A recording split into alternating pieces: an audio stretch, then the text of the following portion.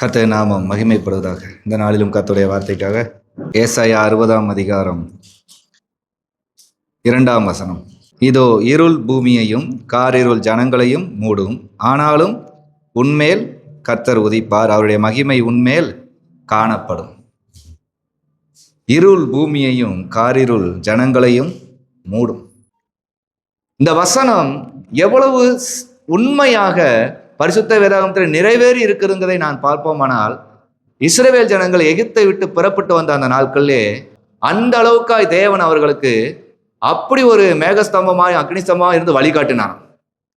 எப்படிப்பட்ட சூழ்நிலை வழிகாட்டினாரு? பயங்கரமான ஒரு கடல், அந்த கடல் இரண்டாக பிளந்து அந்த கடலுக்கு நடுவுல உலர்ந்த தரை வழியா இவர்கள் நடந்து செல்கிறார்கள். அப்போ ஒரு பயங்கர இருட்டு அங்க இருந்திருக்கும். உள்ள உயரமான மலைகள் இருக்கும், குன்றுகள் இருக்கும், கரடு முரடான பாதைகள்லாம் இருக்கும். தண்ணீர் மாத்திரம் இல்லை, கடல் பிளந்து இருக்கிற வேளையில தண்ணீர் மாத்திரம் இல்லை. அப்போ இதெல்லாம் கடக்கணுமானா பகல்லையும் ஒரு இருள் இருந்திருக்கும், இரவுல கேட்கவே வேண்டாம், ஒரு பெரிய காரூர்லே மூடி இருக்கும். ஆனால் ஆண்டவர் என்ன பண்ணாரு? அங்கே அவர்களுக்கு வெளிச்சமாக இருந்தார். பேதையர்களுக்கு அவர் வெளிச்சமாக இருக்கிற கர்த்தருங்க. ஆண்டவர் சொன்னபடியே இஸ்ரவேலர்கள் நடந்து வந்தாங்க. இப்போ செங்கடல் தான் இருக்குது ஆண்டவர் சொன்ன பாதையில, வேற வழியும் இல்லை. திகைத்தார்கள், கலங்கினார்கள், செத்து விடுவோமோ என்று பயந்தார்கள். இல்லை என்றே சொல்ல முடியாது. அவர்களுக்கென்று ஆண்டவர் ஒரு தூதனை வைத்திருந்தார், அவர்தான் மோசே. அந்த மோசே தேவனிடத்தில் வேண்டும் போது, நீ என்னிடத்தில் முறையிடுகிறது என்ன? நீ கோலை நீட்டு, கடலை பிளந்து விடுனார். அதுபோல கடல் பிளக்க ஆரம்பித்தது.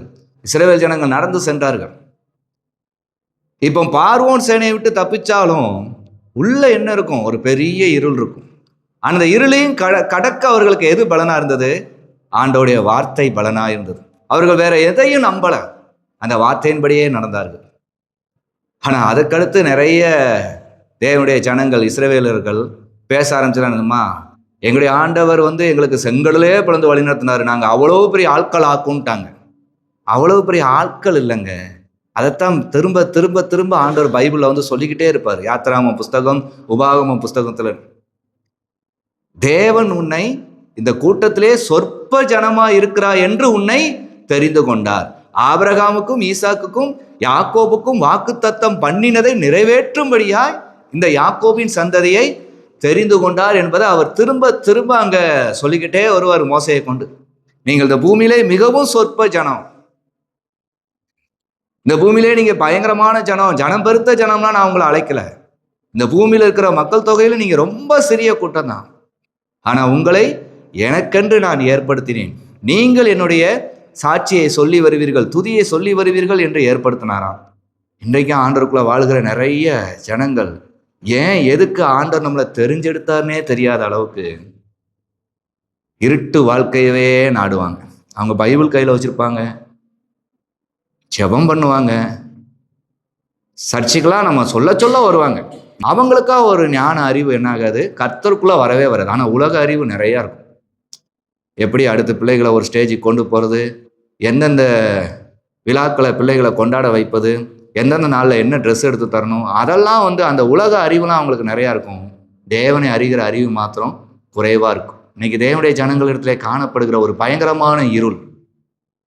தேவனுடைய பிள்ளைகள் என்று சொன்னாலும் அவர்கள் இருள் நிறைந்தவர்களாகவே இருக்கிறார்கள். தங்களுடைய எண்ணங்களிலே அந்த எண்ணங்களை விட்டு வெளிவருவதே கிடையாது. நான் செய்தால் சரியாக செய்வேன் என்கிற எண்ணம் பரிசுத்தாவின் பலத்தை அப்படியாக மறைத்து அவருடைய வாழ்க்கையை இருளாகவே வைத்திருக்குது. என்னைக்குமே சுயம் உடைத்த ஜெபம் வேணுங்க, சுயம் உடைத்த வேத வாசிப்பு வேணுங்க, சுயம் இல்லாத ஒரு வாழ்க்கை வேணும். தேவன் நம்மளை தெரிந்தெடுக்க நாம் எம்மாத்திரம், எங்கேயோ பிறந்தோம், எங்கேயோ வாழ்ந்தோம், தேவன் யார் என்று அறியாமல் இருந்தோம், தேவனை அறிந்திருக்கிறோம் என்று சொல்லியும் பரிசுத்த வேதாகமம் வாசிக்காம இருந்த காலங்கள் உண்டு, ஜெபிக்காம இருந்த காலங்கள் உண்டு. ஏதோ ஒரு தொழில் பின்னாடி, ஏதோ ஒரு பணத்துக்கு பின்னாடி, ஏதோ ஒரு படிப்புக்கு பின்னாடி வாழ்க்கையை ஓடி ஓடி தொலைச்ச காலங்கள் உண்டு. அவ்வளவும் தாண்டியும் நீதியின் சூரியனாக ஆண்டவராகிய இயேசு கிறிஸ்து உங்களை என்னையும் தெரிந்தெடுத்த அந்த நேரங்களை நாம் எவ்வளவாய் சிந்திக்கிறோம், எவ்வளவாய் உணர்கிறோம். இன்னும் ஆண்டவருக்கு பிரியமான வாழ்க்கை நம் இடத்துல இருக்கிறதா என்பதை எவ்வளவு ஆராய்ந்து இந்த பரிசுத்த வேதாகமத்தை வாசிக்கிறோம், நேசிக்கிறோம்.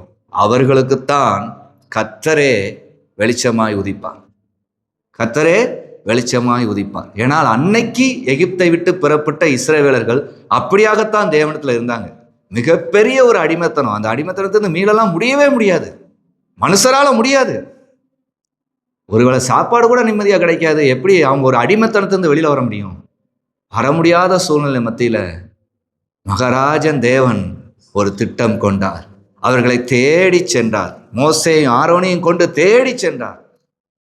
மோசே ஆரோனுடைய வார்த்தைகள் பலமா இருந்தாலும் எகிப்தினுடைய கட்டளைக்கு இந்த வார்த்தைகள் நிலைநிற்காத மடிக்கு ஜனங்கள் பயந்துதான் போனாங்க. ஆனாலும் தேவன் பலத்த கரத்தினாலும் ஓங்கிய புயத்தினாலும் மீண்டும் மீண்டும் அற்புதம் செய்தார். மோசேயினிடத்தில் சொன்னது போல உன் கோலை நீட்டு கடலை பிளந்து விடு என்ற போது கர்த்தர் தம்முடைய நாசியின் சுவாசத்தினாலே கடலை பிளந்தார் என்று சங்கீதத்தில் எழுதப்பட்டிருக்கிறது. கர்த்தர் அற்புதத்தை செய்தார். அவர்கள் கடலை கால்நடையாய் கடந்தார்கள். எவ்வளவு பெரிய பாக்கியம்! உலர்ந்த தரைவழியாய் அவர்கள் நடந்தார்கள். ஒரு சொட்டு தண்ணீர் அவர்கள் நடக்கிற பாதையில இல்லவே இல்லை. அந்த கரடு முரடுகள் அவங்க தயங்காதபடிக்கு ஆண்டவர் அவர்களை நடத்தினார். இந்த உலகத்தில் எதிர்பார்க்கிற சொத்தோ, பெரிய ஒரு படிப்போ, பெரிய ஒரு ஞானமோ தேவனுடைய பிள்ளைக்கு இல்லாமல் இருக்கலாம். அதை நினைச்சு கலங்கக்கூடாது. அன்னைக்கு இஸ்ரவேலர்கள் செங்கடலை பிளந்து நடந்து போகும்போது அவர்களுக்கு ரதங்களும் குதிரைகளும் ஈட்டியும் பட்டயமும் இருந்துச்சுன்னா அவங்க அந்த கடலை பிளந்து பெயர்க்க முடியாது, கடலை தாண்டி இருக்கவே முடியாது. ஏன்னா ரதங்களை இழுத்துட்டு போறது எவ்வளவு பெரிய கடினம். அதனாலதான் ஆண்டவர் தம்முடைய ஜனங்களை ஞானமாய் நடத்துகிறவர். அவர்களுக்கு தேவனை தவிர வேற ஒருவரும் தெரியாதபடி ஏன் தேவன் வைத்திருந்தார் என்றால், தேவனே அவர்களுக்கு பாதையை வகுத்து கொடுப்பாராம். அவர்களுக்கு ரதங்களும் ஈட்டிகளும் குதிரைகளும் இல்லாததுனாலதான் அவரவர்கள் தங்களுடைய பிள்ளைகளையும் தங்களுடைய உடைமைகளையும் எடுத்துக்கொண்டு சாதாரணமாக நடந்து சென்றாங்க. இன்னைக்கும் படிப்பை வச்சு சாதிச்சலாம், பட்டத்தை வச்சு சாதிச்சிடலாம், பணத்தை வச்சு சாதிச்சிடலாம், எதையா வச்சு ஒரு கூட்டத்தை வச்சு சாதிச்சலாம் நினைக்கிற தேவ பிள்ளைகளுடைய திட்டம் எதுவுமே பலிக்காதுங்க. அந்த மாதிரி ஒரு திட்டம் நமக்குள்ள வரவே கூடாது. அன்னைக்கு இன்னைக்கும் ஆண்டவராகிய இயேசு கிறிஸ்துவின் நாமத்தை வச்சுதான் நம்ம போறோம். நமக்காக ஜெபிக்க ஒரு 4 முழங்கால் இருக்கும். நமக்காக இயேசு கிறிஸ்துவும் பரிந்து பேசுவார். நமக்கான பிதாவாகிய தேவன் நமக்காக இருக்கிறாரு. நம்ம எதுல குறைஞ்சவங்க? நம்ம கிட்ட ஈட்டி இருக்காது, பட்டயம் இருக்காது, நம்ம கிட்ட இந்த உலகத்துல தேவையான எந்த ஒரு பலனும் இருக்காது. ஆனால் தேவனே நம்முடைய பலனா இருப்பார். இந்த உலகத்துல இவ்வளவு லைட் இன்னைக்கு இருக்குது. எங்க போனாலும் தெரு விளக்கு எல்லாமே இருக்குது. நம்ம எடுக்கிற வாகனங்கள் எல்லாவற்றிலும் லைட் இருக்குது. ஆனா இத்தனை லைட்டும் இல்லாத ஒரு சில இடங்களும் இருக்கத்தானே செய்யும். அங்க போய் நம்ம போற காரோ இல்ல பைக்கோ ரிப்பேர் ஆச்சுன்னா அந்த லைட்டை வச்சு ஒண்ணுமே பண்ண முடியாது, லைட்டு ஆஃப் ஆயிருமே. அப்படிப்பட்ட சூழ்நிலையும் நம்ம நினைச்சு பார்க்கணும். கர்த்தர் எவ்வளவு பெரிய வெளிச்சமா அன்னைக்கு இஸ்ரவேலுக்கு இருந்திருப்பார் என்பதாம். வாழ்க்கையில இன்னும் எதிர்கால பயங்கள் பெரிய இருளாய் இருக்கும் வாலிபர்களுக்கு, சில பேருக்கு. நாம் என்ன செய்ய போகிறோம், நம்ம எப்படி வாழ்க்கையில முன்னேற போறோம், நம்ம என்ன பண்ணுனா நம்ம 4 பேரை போல மதிப்பா நிற்போம் அப்படிங்கிற பயம்லாம் இருக்கும். அது ஒரு இருளா இருக்கும், அது ஒரு காரிருளா இருக்கும். அந்த காரிருள் நேரத்துல உங்களுக்கு பெரிய தேவன் கிடைச்சிருக்கிறாரு. அவர் நீதியின் சூரியன், அவர் நித்திய வெளிச்சமா இருக்கிற கர்த்தர். அவரை நோக்கி பார்க்கணும், அவரை நோக்கி பார்க்கணும். அருமையான பெர்க்மன் செய்யா பாடினது போல, பயம் என்னை மேற்கொண்டால் பாடுவேன் அதிகமாய், திருவசனம் தியானம் செய்து ஜெயம் எடுப்பேன் நிச்சயமாய். எதிர்கால பயம், வருங்கால பயம், எதையோ நினைச்சு பயம், கடந்த காலத்துல நடந்த செயலை நினைச்சு பயம், இத்தனை பயத்தையும் போக்குகிற ஒரே ஒரு வல்லமை, சர்வ வல்லமையுள்ள தேவன் தான். அது இயேசு என்னும் நாமம் தான். அந்த நேரத்துல ஜெபிக்கணும், அந்த நேரத்துல கர்த்தரை நோக்கி பாடணும். ஆசீர்வாத பாடல்கள், வாக்குத்தத்த பாடல்கள், உறுதியின் பாடல்கள் எல்லாம் படிக்கணும். படிச்சு விடுதலை பெற்றீங்கன்னா அந்த விடுதலையை மற்றவர்களுக்கு பகிரணும். பகிராம ஒன்றுமே நடக்காது. ஆகவே இருள் பூமியை மூடிக்கொள்கிற காலம். மனிதனுடைய நினைவுகள் தான் இருக்கிறதுலே இப்போதைக்கு பெரிய இருள். இதை சாதிச்சிருவேன், அதை சாதிச்சிருவேன், அங்கே போயிடுவேன், இங்கே போயிடுவேன், அப்படி பண்ணிடுவேன், இப்படி பண்ணிடுவேன். 2 சாதிச்ச உடனே 100 சாதிச்சிருவானு. பைபிளை மறந்துடுவாங்க, ஜெபத்தை மறந்துடுவாங்க, கூட்டத்தை மறந்துடுவாங்க, ஆண்டவரை மறந்துடுவாங்க. கடைசியாவது அவங்கள கண்ணை கட்டி காட்டில் விட்ட உடனே ஐயோ ஆண்டவரேன்னு கதறுவாங்க. இல்லை, என் நேரம் இந்த வசனம் அவ்வளோ பெரிய முக்கியம். இருள் பூமியையும் காரிருள் ஜனங்களையும் மூடிக்கொள்கிற காலம் வரும். என்னுடைய நினைவுனாலே நான் கெட்டு போயிடுவேன் அப்படிங்கிறத நீங்க தான் முடிவு பண்ணிக்கணும். உங்களுடைய நினைவுகளாலேயே நீங்க கெட்டு போற காலம் என்னைக்கும் வந்துகிட்டு இருக்கோம். ஏதோ 20ல கடந்துட்டோம், 30ல கடந்துட்டோம், 40ல கடந்துட்டோம் சொல்ல முடியாது. என்னைக்கு வேணா வரும். ஆனா அந்த நினைவுகளால கெட்டு போகாத படிக்கு தேவன் நடத்தி வந்த பாதைகளின் நினைவுகளை இருதயத்துல வைத்திருப்பீர்களானால், அன்று இஸ்ரவேல் ஜனத்துக்கு பகலிலே மேகஸ்தம்பமாயும் இரவிலே அக்கினி ஸ்தம்பமாயும் வெளிச்சம் காட்டினவர் உங்களுக்கும் இருப்பார். பாதை இடராமல் நடந்து விடலாம். அன்னைக்கு இஸ்ரவேலர்கள் சூழ்நிலையை பார்த்திருந்தால் புறப்பட்டிருக்க முடியாது. தன்னை வழி நடத்துகிற வருகிற தேவனையும், தேவன் ஒரு மனிதன் வழியாய் பேசின அந்த மனிதனுடைய வார்த்தையும் விசுவாசித்ததினாலே அந்த சூழ்நிலைகளை ஜெயித்தார்கள். நீங்கள் ஆண்டவராக இயேசு கிறிஸ்துவை சொந்த இரட்சகராய் ஏற்றுக்கிட்டவர்களாய் உண்டு என்றால், நீங்கள் சூழ்நிலைக்கு இறங்கி போகிறவர்களாய் இருக்கக்கூடாது, சூழ்நிலையை ஜெயிக்கிறவர்களாய் இருக்க வேண்டும். அந்த சூழ்நிலையின் மத்தியிலும் தேவனுடைய நாமத்தை எப்படி பற்றி கொண்டு நடக்க வேண்டும், இயேசுவுக்குள் நாம் ஒரு வெற்றியை அடையணுமே என்று முழங்காலின் ஜெபத்திலும் தேவனுடைய சபையிலும் ஊழியக்காரன் பிடித்து கொண்டு நிற்கிறவர்களா இருந்து ஜெயித்து விட வேண்டும். சூழ்நிலையை ஜெயிக்கிறவர்கள் தான் தேவ பிள்ளைகள்.